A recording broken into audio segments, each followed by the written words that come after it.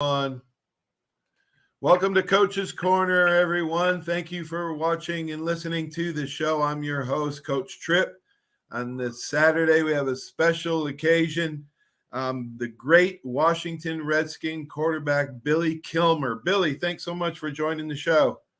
Thank you, Paul. I'm glad to do it. My gosh, man, I gotta start out saying my father, who was a huge influence on my life, just an amazing guy with a great disposition and a love of sports.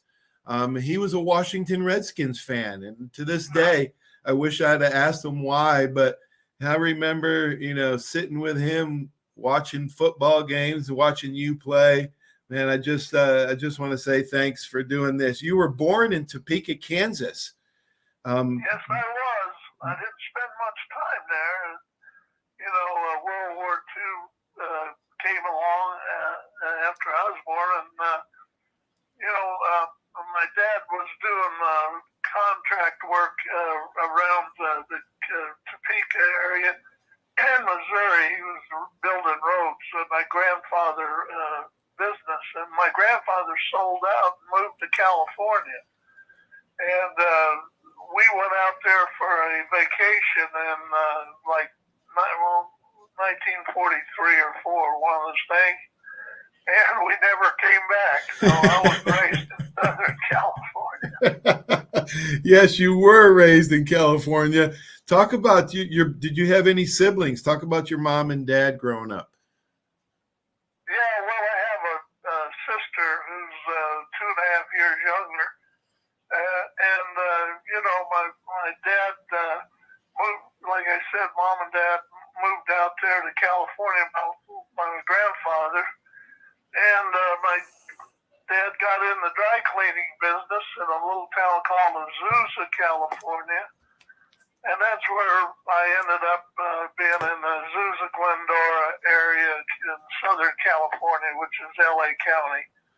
And, I went to high school there, and in fact, my old high school's not even there anymore. It's now all in the junior college out there, Citrus. And other than that, then I happened to, I didn't ever think I'd ever play football after my high school football game. I was never really, I never was, not really, I was always interested, but I wasn't really good at it. I made all league, but on my senior year. But I was a better basketball player than a baseball player. That's where, I would probably end up. Mainly baseball. I love baseball in high school. Yeah. At that time, and I thought I'd be a professional baseball player. Yeah, that was my next question. You were an amazing baseball and basketball player. In football, I guess, was your third. You're actually better in those two. You scored 1,500 points in basketball in high school at Citrus Union High School there in Azusa. And you went on actually to Azusa Community College before you went to UCLA. Talk about that. Citrus High School, Citrus Junior College was right there on the same campus, and so I got recruited by UCLA at football. The reason I wanted to go to UCLA because they ran the single wing offense, and they had a coach there named Red Sanders. That when I got recruited by him, I fell in love with him. He was a hell of a guy and a very dynamic coach. And I always wanted to be a single wing tailback, and they ran the single wing. And that's probably how I got into football, because they recruited me. If they hadn't recruited me, but John Wooden tried to recruit me there to go play basketball too. But I was mainly, if I was going to go to college, if I was going to play football. I guess the biggest thing I'm going to lead into is out of high school, I was a good baseball player. And after my senior year, I got offered $50,000 to play with the Pittsburgh Pirates. And that was the first scout that came in to talk to my mom and dad. I was only 17 years old then, and needed their approval. And I had 3 other scouts that wanted to talk to us. And the scout came in and offered us all this money and everything, and he left. And then my mother put her foot down and said, "I'm not going to approve anything. He's going to college," told my dad. And he's going to finish college. He can always play baseball or sign a contract after his college is over. And when she said that, and my dad probably, he's a businessman. He saw that money right there. He was hard for him to swallow that, So anyway, I told him I had just got recruited by UCLA, and I said, "Well, look, I'll tell you this. I'm gonna try. I'm gonna go take the UCLA scholarship to play for UCLA, and that's how I got into football. If it wasn't for my mother, I probably would have been a baseball player. Who knows? I'd probably be pressing pants in Azusa now." Oh, Billy, that's a great story, man. Mama knows best, doesn't she? Oh my gosh, my mother used to say, "Not everybody's college material," because I wasn't the smartest of the 4 boys in our family. Well, I wasn't either. I don't know how I got through school, but I did. All right. Didn't you play in 1959 and 1960? Didn't you play 1 year of basketball for John Wooden? Yeah, that was another story. I was playing intramural basketball at UCLA. I was playing for my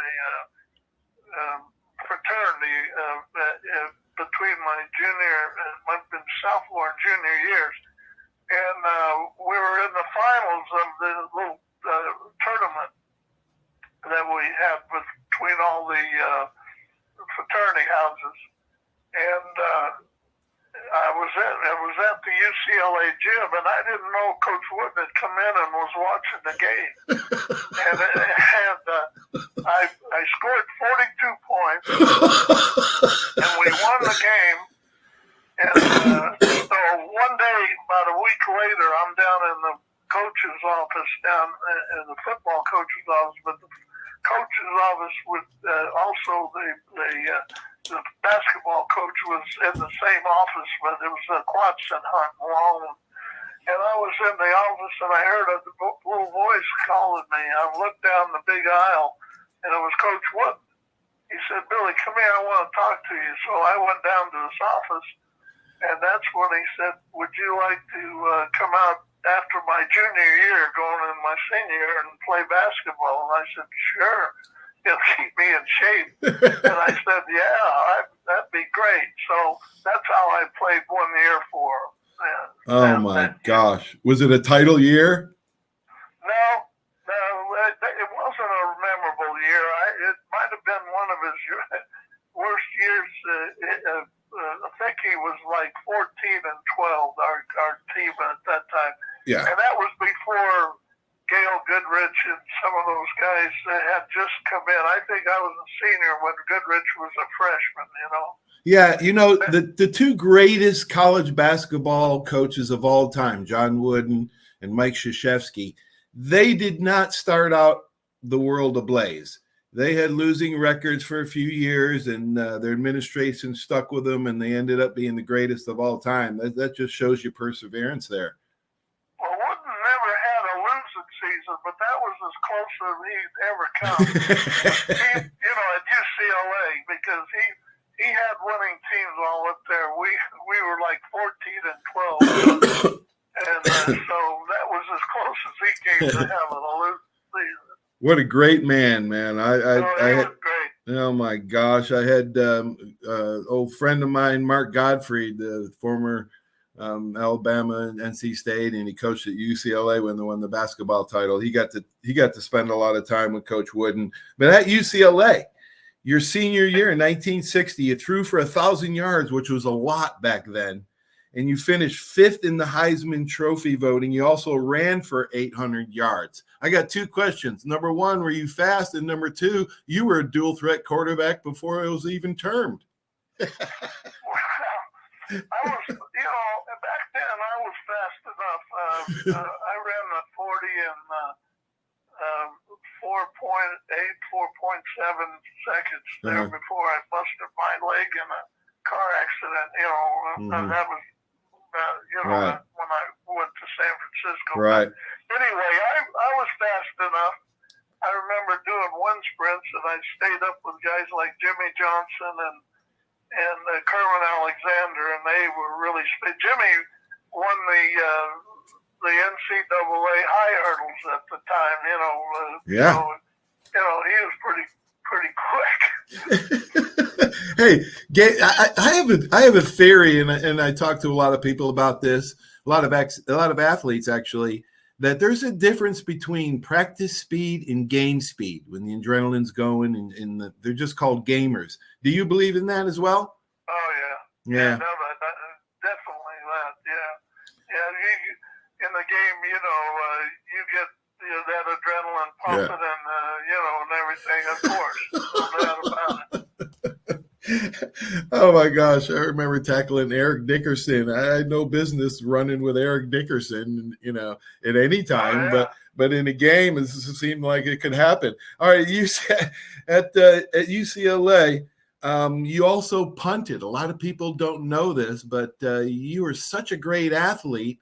You also punted for him for a while. Yeah, well, I led the Pacific Coast in those days. I guess, I don't know if it's a Pac 6 or 7. Yeah. When I started at UCLA, they were on probation for NCAA violations. Mm-hmm. And then I think on my junior year, or maybe my senior year, they formed the Pac 6 at that time, which just included Washington, Stanford, Cal, UCLA, SC. And then they went on, they got Washington State, Oregon State later on.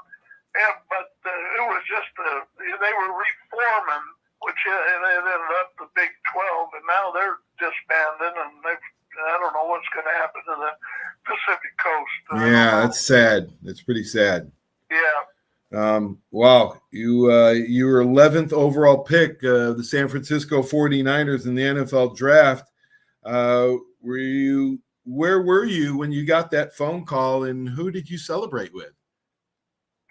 Well, you remember in those days, the NFL draft was before the college season ever ended. It was like they had it in December. Oh my God! We had two more games left to play when they drafted me, and so I was watching the draft. I think it was one of the first televised games, but. See, the American, they were rivals with the American League. It just started forming the year before. They started their run, and so they were rivals with the American League. And the American League was rating a lot of players. A lot of players that I knew, I didn't realize they had signed during the season. The American League had already signed a bunch of the good players. Wow. That ended up, I was drafted by the Chargers. I was the LA, and they were the LA Chargers at the time because they played in LA that 1 year before they moved to San Diego. And I was like the 5th round choice for the Chargers that year. But I didn't know that the first 4 guys that they got, Keith Lincoln was one of them. And Keith and I went to grammar school together in Monrovia, California. And Keith had told me after we went to the East-West game together, and Keith told me that he had signed like halfway through the college season with the Chargers. And all the guys that they had signed had already signed, And it was that was against the rules, but, they kept it quiet. My gosh, your rookie year, you're a running back for the 49ers because your head coach, Red Hickey, real name, and then you had Red Sanderson and then Red Hickey. You actually, your first game, I think it was, you scored 4 touchdowns against the Vikings. Is that right? No, what had happened, see, he drafted me for the shotgun offense, and Yeah. he had put the shotgun in the year before. And, but if he was going to run the shotgun, he needed a guy who could run and throw Right. at the same time. Well, he had, at the time, had Wyatt Tittle and John Brody as his quarterbacks. And Brody was just now coming into his own. And so when I came in to the 49ers, we put in we ran the T in the first 2 games. We won. We won, beat the Redskins early, first game of the year. And then we went to Green Bay and got beat pretty good. Mm-hmm. And during training camp, Red would put in the shotgun, and we'd use it. We used it a little bit during this exhibition season that year, and we ran it pretty good. But then he shelved it for 2 games, and then we were going to play Detroit in our 3rd game of the season, and he put the shotgun in.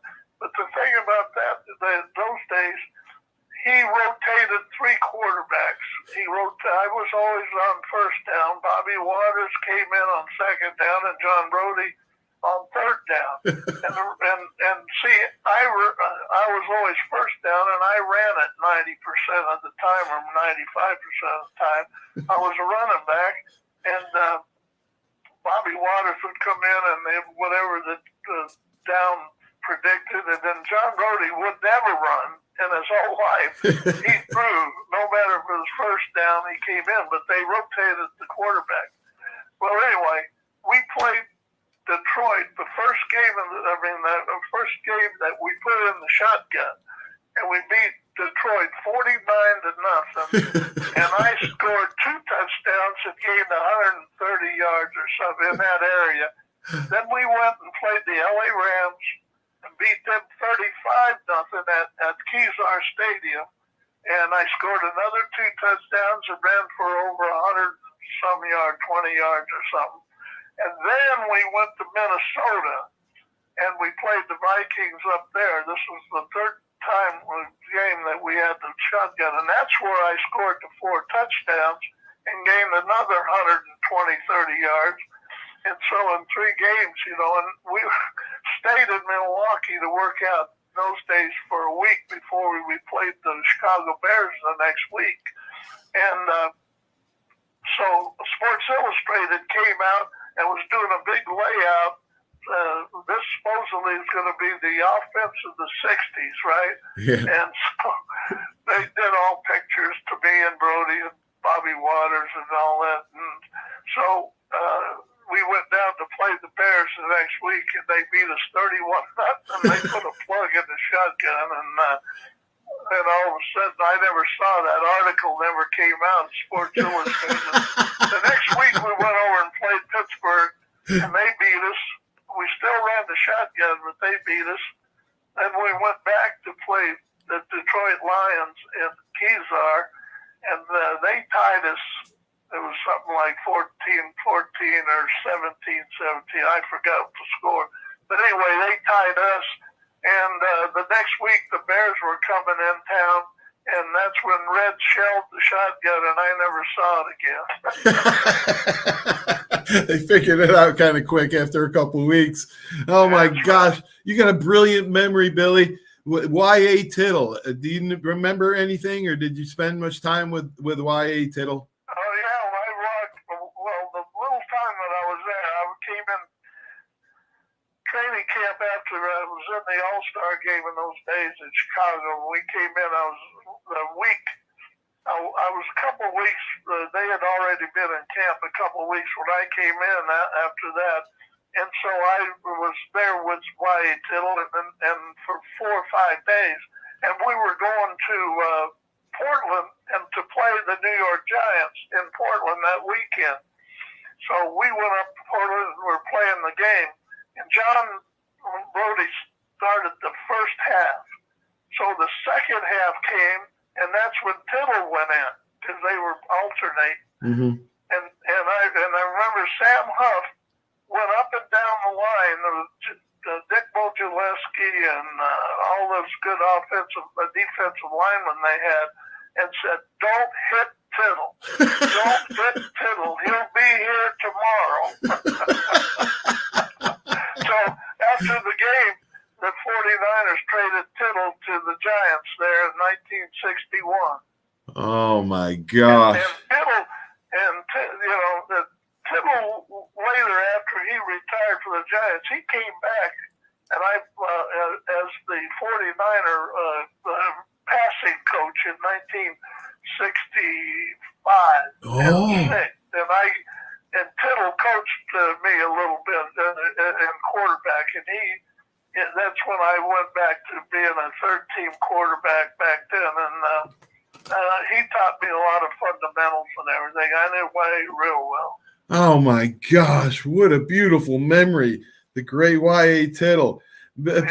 Billy, you were actually part of the best fumble in NFL history. On October 25th, 1964, you caught a pass from George Myra, and you fumbled, and Vikings D lineman Jim Marshall picked it up and ran the wrong way, 66 yards into your end zone.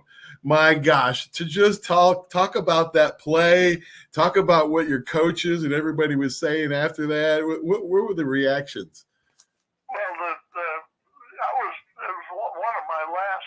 See, when I came back after my car accident and said I had to lay out all of 1963 because Right. I was in a car accident in right at the end of the 62 season and broke my leg. Right. And they said I'd probably never play again. But Wow. like I said, I went back to work for my dad, and I was pressing pants in Pomona in August. It's 100 degrees. And I was trying to get my leg back in shape, and that steam has hit me in the face. And I said, I'll never do this again. I went out and even ran harder to get this leg in shape. But I came back in 1964 and Jack Christensen was the coach then. Red Hickey the year before. And Jack made me a running back for that start of the season. So that's how I got to be, was in there as a running back. And I went out of the backfield and made a cut towards the center, and I got the ball. And as I ran up, I got turned around by the defensive back, a guy named Carl Kosoki came up behind me and hit the ball out of my hand. Now, Jim Marshall's running straight at me, but I got turned around, and I'm facing their goal. And when Kosoki hit me, the ball come out and took one bounce, and he's running full speed, and he catches it and runs right straight by, and it's about a 70-yard touchdown, safety, and he was running, and Bruce Mosley was our center at the time, and he's chasing him. The only guy chasing him was Mosley, and he ran in, and instead of dropping the ball, when he went in there, the stands are going crazy, and when he got in the end zone, he was so happy. Instead of just dropping the ball in the end zone where Bruce could jump on it and make a touchdown, he threw it in the stands, and we only got 2 points out of it. You could have got a touchdown because the slowest. Hey, wait a minute. He was so happy, he threw it in the stands, and I remember Fran Tarkey that ran all the way down to the end zone and was cussing him out. You ran the wrong way, and Marshall couldn't believe it. Well, your center's supposed to be one of the smartest guys on the team, and he's chasing him, trying to catch him. Yeah, right. Thank God it was the slowest guy on the team, because the offensive line and the center. He wasn't going to tackle him. I know that. That's hilarious. Oh my gosh. You started, before the accident, or you actually started the better half of 4 years with the New Orleans Saints when you got traded. Talk a little bit about that experience, after your accident and everything, and And I love that story about your dad working in the steam hitting you. My dad, when I was in college at Alabama, I was a walk-on. And in the summertime, he made me work in a freezer at nighttime, the night shift, just so I would see, you know, what it's like to work for a living. And that's he kind of motivated me to, you know, get my degree. But that's interesting. Talk about your New Orleans Saints years.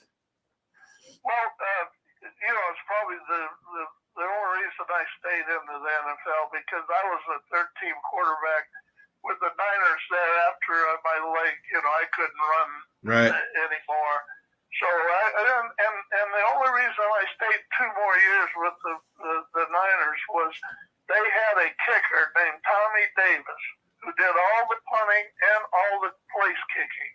And the squads back then were only 35 or 33-man squads back then. Right. So they couldn't have a luxury of keeping 3 quarterbacks, but they did those 2 years. And so then 1967 came up, and that's when I got on the expansion draft of the New Orleans Saints. That was their first year in existence. And I got picked, and the reason I got picked is Tom Fears was their head coach, and he was a UCLA guy and knew me from UCLA. Mm-hmm. He had gone to UCLA, and he played for the Rams back in those days, mm-hmm. and he knew about me, and he got me.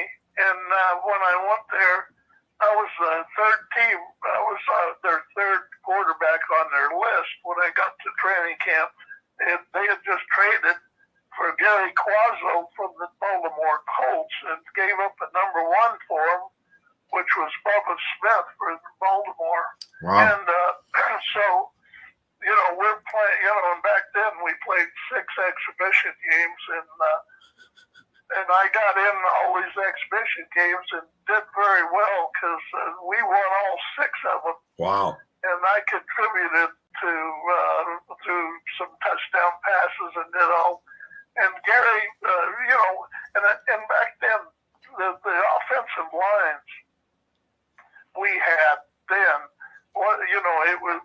we had a pretty damn good defense that first year. We had Doug Atkins and some old Bears guys that were pretty good defensive linemen. Yeah. But our offense was, very, very suspect, especially offensive line. Mm-hmm. Well, Gary, he was a kind of pocket passer, and he needed a lot of protection, but you couldn't get it those first. You had to get rid of the ball quick. Well, I had the ability to do that, and I ended up, beating him out of that first year, and I started the first game the Saints ever had there at Tulane Stadium. Wow. Let's talk about the Washington years. I mean, those were just, you are a Washington Commander, Ring of Honor. What an honor that is. Talk about your head coach, George Allen. I don't call them the Commanders because I never played for the Commanders. You were the Redskins, right?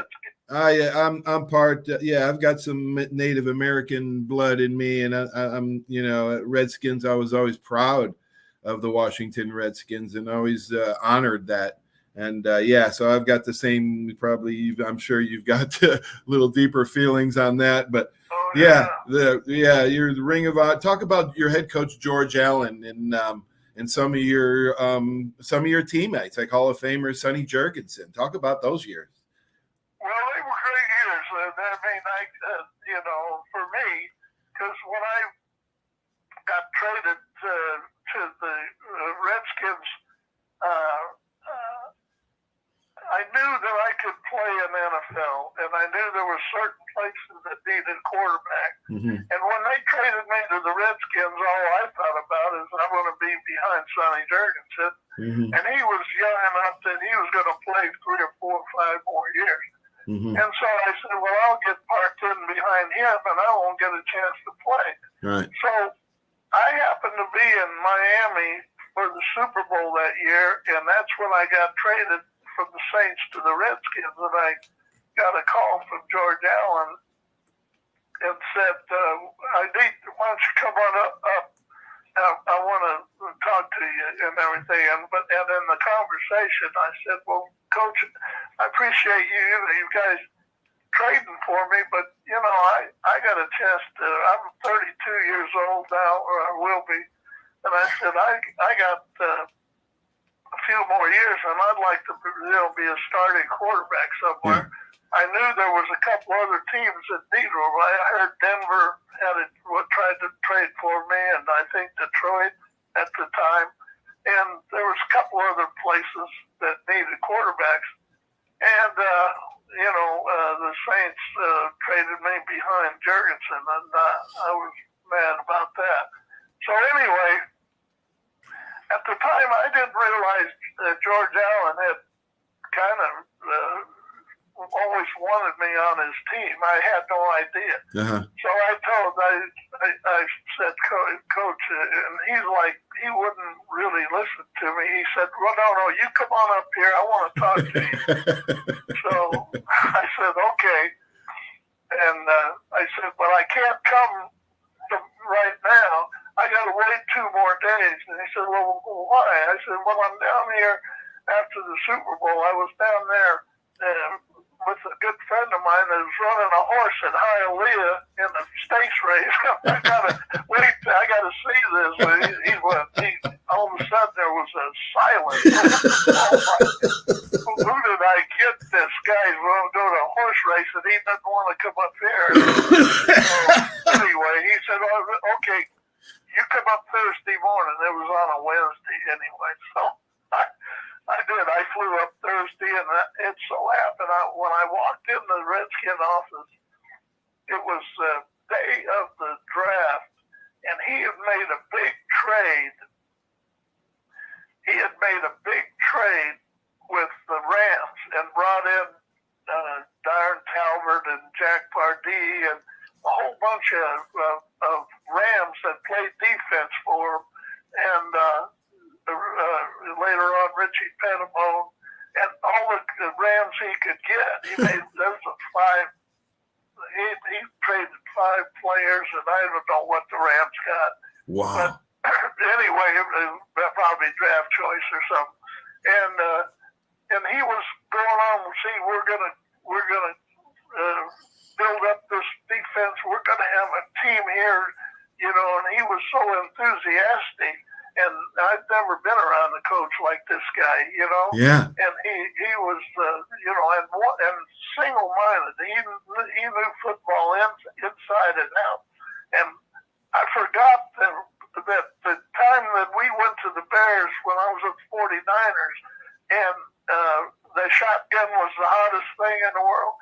I forgot that George Allen was the defensive coach for the Bears in those days. He's the one who stopped it. He's the one who stopped it.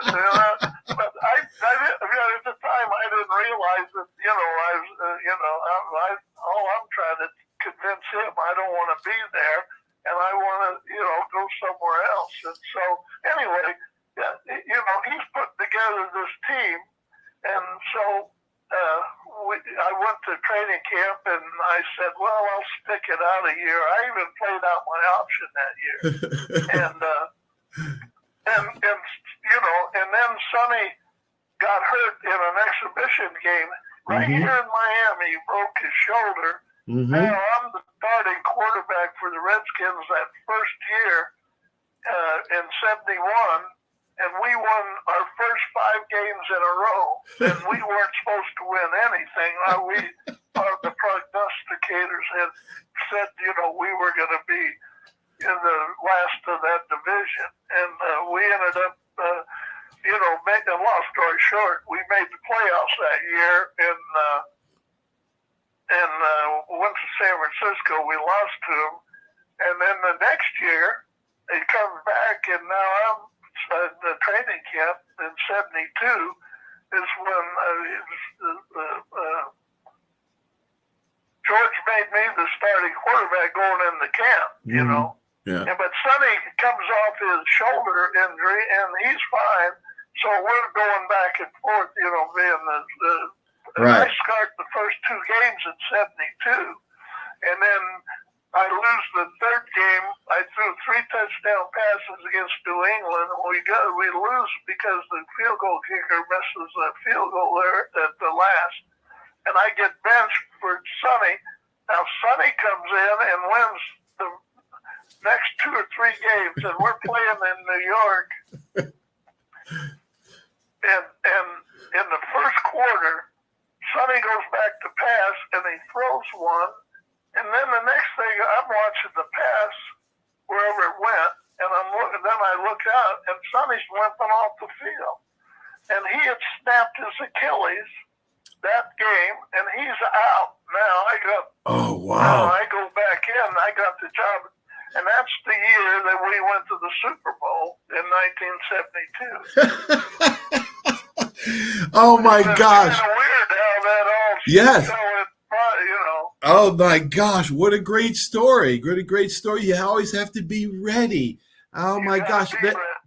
People don't realize, Billy, that a lot of people get their chance when the guy ahead of them gets injured and then he plays so well you can't get back in. Matter of fact, my first game in the NFL, that's exactly what happened to me. The guy ahead of me got sick and I went in and had, NFC Player of the Week type of game. Yeah, I mean that's how it happens. But and when you guys weren't expected to win and you won those first 5 games, in football, that's one of the most satisfying things as a player or a coach is when you win when you're not supposed to. Yeah, we electrified Washington D.C. They hadn't won there in 30-some years. And I remember our first 3 games were on the road, and we beat St. Louis, and then that was, we weren't favored in the game. And then we're playing the Giants up in New York because all our first 3 games were away, and we crushed the Giants up there. I threw for 300 yards. Then the next week, we got to play Dallas, in the Cotton Bowl they played in those days. And we beat Dallas in Dallas. And when we came home, there must have been 5,000 people at Dulles Airport that came to meet the plane. It was unbelievable. And they had the Dulles Access Road was jammed. Nobody could get up to Dulles. They had so many cars come out there. Oh my gosh, Pro Bowl led the NFL in passing in 1972. A Pro Bowler, Super Bowl team that went and played the undefeated Miami Dolphins, and Coach Shula and all those guys. That was what an accomplishment.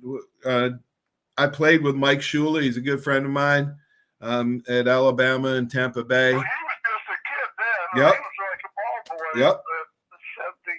72. Absolutely. 73 Super Bowl. Yeah, absolutely. Great guy too, man. Just a peach of a guy. Billy, you were one of the last quarterbacks to wear that single bar face mask. I know Theismann wore it and a couple other ones, but how many times how many teeth did you get knocked out? How many times you get your nose broke, and did you ever get poked in the eye?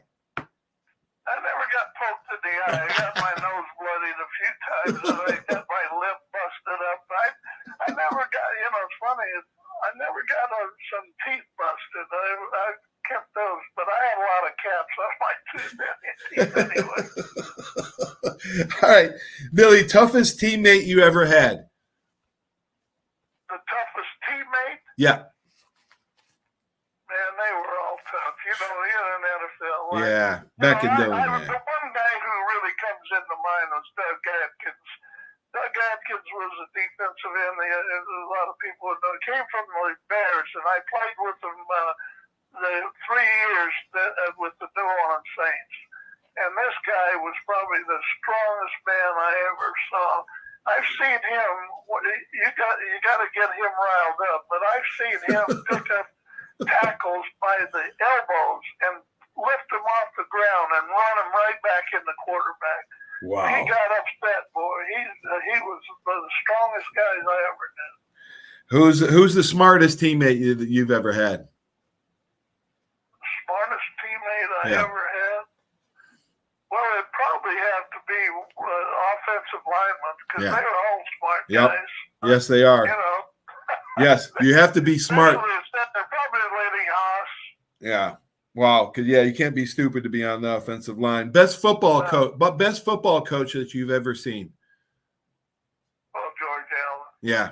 Yep. George Allen. George Allen's the best I ever had. Yeah. Wow. Well, man, what a joy. And he's in the Hall of Fame, Yeah. You were on the yes. You're right. You were on the Saints when Tom Dempsey kicked that record 63-yard field goal. Talk a little bit about. Set it up. Talk about that game. Well, we played the Detroit Lions in that game, and we were leading most of the game, and they made I think Greg Landry came in and made a last-second touchdown, and they were hit by 2 points or something, whatever it was, or 1 point,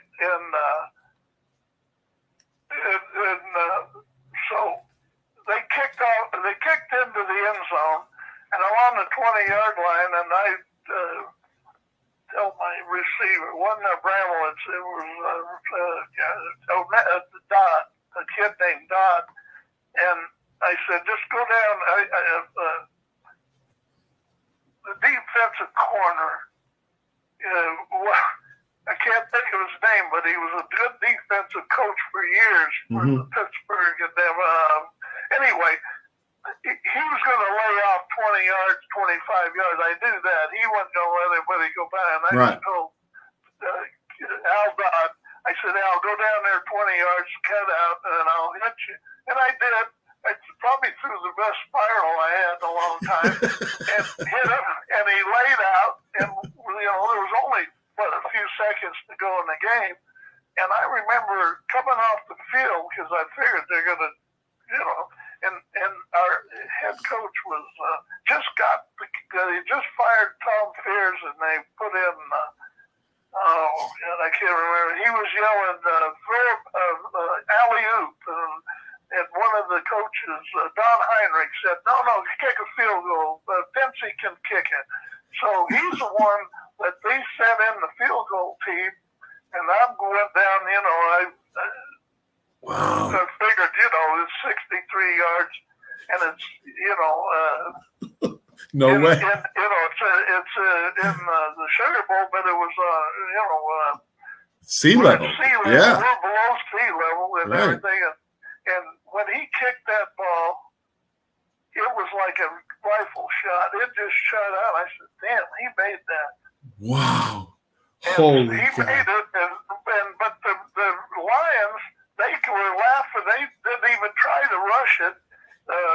They had the defensive tackle, Alex Karras, he just dropped on the ground, He thought it was a joke we were trying that long field goal. And he made that. And I'll tell you what, the only thing I liked about it was I ran into the locker room because I didn't want to mess around out on the field or try to hand, the other players. I could see them later. And I went in to get my uniform on. I got off and ran out, and everybody's still in the stadium carrying Dempsey around, and nobody was in the parking lot. And I said, I got in my car, and I was down in Bourbon Street in 15 minutes. It always took me an hour and a half, 2 hours to get out of those days. Billy, you're just like me. I was known as a coach and probably as a player too. When the game's over, I'm out of there. I'm going to have a drink or have something to eat. I didn't want to hang around there. You were just like me in that respect. That's hilarious. Oh God, yeah. I didn't want to hang around and shake hands with players. Yeah, me neither. I didn't want to. Oh my gosh, what a joy, Billy! You're gonna be 84 next week. Happy Tuesday. Happy birthday, Billy. Yeah, I appreciate you taking the time to do this. You're one of my heroes as a kid and my father as well. So thanks so much for doing this, and hopefully I'll talk to you soon, Billy. Oh, that'd be fun. It was fun today. Yeah, it was a blast. Thank you so much. Okay, bye-bye. Bye. Wow. Billy Kilmer, the great Billy Kilmer. Isn't that amazing? Thanks for watching Coach's Corner today, folks. Everybody have a great sports weekend. We'll talk to you soon. There's a reason why Hill Kelly in Pensacola is the #1 selling Chrysler Dodge Jeep Ram dealer between Jacksonville and New Orleans. While other dealers have taken advantage of a competitive market with higher prices, Hill Kelly has discounted prices to the lowest of the year. And Hill Kelly in Pensacola won't surprise you with excessive charges beyond the selling price. Come see why people from Milton, Pace, Foley, Bay Minette, Daphne, Gulf Shores, Mobile, and beyond are driving to Hill Kelly in Pensacola to buy their next new Chrysler, Dodge, Jeep, or Ram. At Hill Kelly, the bottom line price and your satisfaction are what really matter. So before you sign, check the bottom line and make the trip to Hill Kelly in Pensacola to see what true local ownership can do for you. At Hill Kelly Chrysler, Dodge, Jeep, Ram, Highway 29 in Car City, Pensacola. Or shop online 24/7 at hillkellydodge.com. When it comes to bottom line pricing, nobody beats a Hill Kelly deal. Nobody. Hey, Bill, some game, huh? I haven't really noticed, Paul. What? The biggest game of the year? I've been looking over my insurance. Talk about problems I'm trying to figure out. Well, do what I did. Call the Seiler Agency. They showed me what I needed and what I didn't. They even saved me money. Now, instead of worrying about my insurance, I can worry about the big game. Contact the Seiler Agency at 476-7443 for all of your insurance needs. Your independent agent for home, auto, boat, RV, commercial, general liability, life, and sound investment strategies. Call 476-7443 today. Are you riding around in a filthy vehicle? Dirty car no more. Visit Ronnie's Car Wash today to get it shining in no time. They have 3 convenient locations with another coming soon. The unlimited monthly wash packages start as low as $14.95 per month with free vacuums, multi-purpose spray, and towels. Visit them in Gulf Breeze, Navarre, Fort Walton, and soon Crestview. Don't wait, wash today. Be sure to see Ronnie's Car Wash on Facebook to see the latest specials and discounts. You'll be riding and shining in no time. Step One works so hard to get you in the perfect car. Looking for a better car buying experience? With a Step One Advantage from Buick GMC, Fort Walton Beach, and Pensacola, receive no-hassle market-based pricing or incentives by pre-ordering. Looking to sell or trade? Our dedicated team will even come to you. Plus, every vehicle sold at Step One supports local charities right in your neighborhood. Experience the Step One Advantage at Buick GMC, Fort Walton Beach, and Pensacola today. 75 years of service and high-tech today. It's Pensacola Glass Company at 433-8348. High-tech is a term often applied to advanced services and products in today's marketplace. And today, glass is much more than a simple painted brittle, see-through stuff we hit baseballs through when we were kids. Glass is now a product with unique flexibility in both performance and application. And Pensacola Glass Company is growing right along. That's Pensacola Glass Company at 433-8348. Did you know there's a place where you can get good neighbor service and surprisingly great rates on your home and auto insurance? Yep, and that place is, ta-da, State Farm. Here's the deal. State Farm agent Will Rentschler is your go-to agent in Pensacola, Florida for the service you deserve at the price that you want. So stop shopping around. State Farm agent Will Rentschler has you covered. Call 850-433-4678 for your surprisingly great rates today. Like a good neighbor, State Farm is there. Legal disclaimer, individual premiums will vary by customer. All applicants subject to State Farm underwriting requirements.